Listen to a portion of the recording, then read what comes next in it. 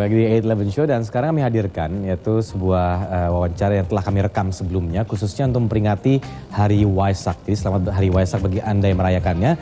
Memang hari kemarin, namun ini kami hadirkan wawancara saya dengan salah satu guru spiritual, namanya adalah Achan Brahm. Nah, ini dia wawancaranya.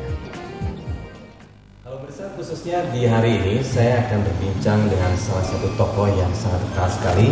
Beliau sudah melakukan perjalanan ke begitu banyak negara untuk menyampaikan pesan perdamaiannya, khususnya untuk bagi pemeluk agama Buddha. Dan ini dia, yaitu Achan Brahm, yang berasal dari England, tapi sudah lama berada di Australia dan juga Thailand, dan sekarang dalam turnya di Indonesia di beberapa kota. Saya sapa, good afternoon Achan. Good afternoon. Nice to meet you, nice to have you here in Indonesia. It's good to see you, Tommy. So tell me, share your story about how did you start become Buddhist, and also when you started living in Thailand? I was 16 when I got my first prize at school for A-levels, and I was asked to get a book on mathematics, which was my subject. This was my first prize, and I was not going to spend my first prize on a book which I could get from the library at school. I always realized that religion was important in life, but to choose a religion, I thought I should be rational and do what we call these days market research, to get books on all the major religions and read them. By yourself? By myself, yeah. So I decided to, from the books I read, to choose Buddhism. It seemed to fit me. Some other people like Islam, some other people like Christianity, just like some people like a Honda, some people like a Toyota, but I liked Buddhist. Well, you didn't stop right there. You also tried to learn more about Buddhism. So Yeah. what did you do after that? Well, I got a scholarship to Cambridge University to read maths and theoretical physics, and they had a very good Buddhist society there. And that's why I learned meditation at 18 years of age. And that was so helpful for me, especially doing examinations, to learn how to relax, make your mind very peaceful, very clear. And that's how I did really well. I had competitive edge over my fellow students. Then you moved to Thailand. Yeah. Why Thailand? Why Thailand? Because I wanted to try being a Buddhist monk. As a Buddhist monk, you can be a Buddhist monk temporarily. So I thought I'd take 2 or 3 years of my life to really investigate spirituality. I just finished with a girlfriend, we parted. It was a wonderful opportunity in my life. I was free.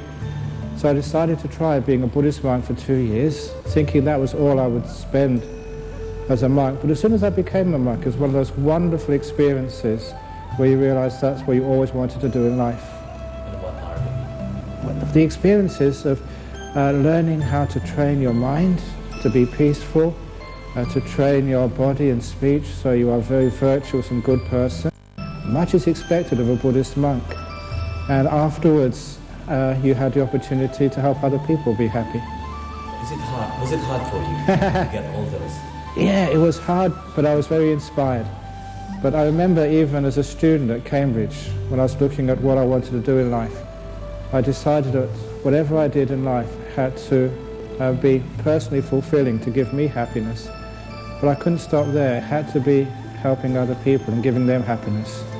And when I saw what I could do as a Buddhist monk, helping solve people's problems in this world, and also getting a lot of inner happiness myself, that was, to me, the perfect career. That's when you decided to move to Australia. Yeah, I was sent to Australia, yeah. To share your happiness and peace. And that was very hard because, as you know, Australia is pretty much an atheist society. They don't believe in any religion other than sport. And their churches and temples are the pubs. So it was very hard to present Buddhism in such a way that it would reach the average Australian who was quite skeptical about religion. But you managed to do that. And now you draw many, many people into the temples. You teach them meditation and help them live very, very wonderful, happy, good lives. And if you see in this world, the word peace is not, it's expensive now to find the word peace. But for you, I guess it's easy to find peace in your mind. So how do you share it to anybody? Easy to find peace in my mind, in my life, is because you know the importance of peace. If you make peace a priority and give it sort of the top on your schedule to do, you'll always find time for it. And you'll find if you give yourself 5 or 10 minutes of peace every day, it's not 5 or 10 minutes wasted. It means that after you've rested and relaxed, whatever work you have to do in life, you can do it more efficiently. You get more work done in less time, and the quality of the work is greater, is more improved. That's why if people would only realize just to give themselves a few moments of peace, they still get the work done, even more work done of high quality, but they also don't get so stressed out with the resulting anger and health problems. And also if you find your teaching in Australia at that time, what kind of impact did you get after how many years you actually share your thoughts there? It's now there's a huge number of people come to the temple and watch the talks on the internet, which are streamed live. We worked out even a couple of years ago, at any moment right now there's about 150 people somewhere in the world listening to my talk right now, because they're streamed over the internet throughout the world and incredibly popular. And you get people emailing back from all over the world saying how these little pieces of advice have changed their lives, have saved their marriage, have made them reconcile with their enemies. And when I receive a letter like that, I realize just what a wonderful gift we are giving to this world. If just two people have argued and have lost their friendship, can regain their friendship, what a wonderful thing that is in our world.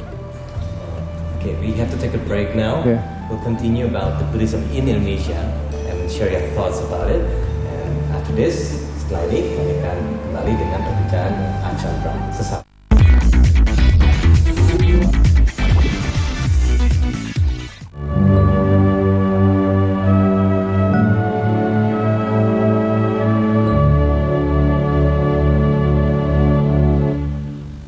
Dipersembahkan oleh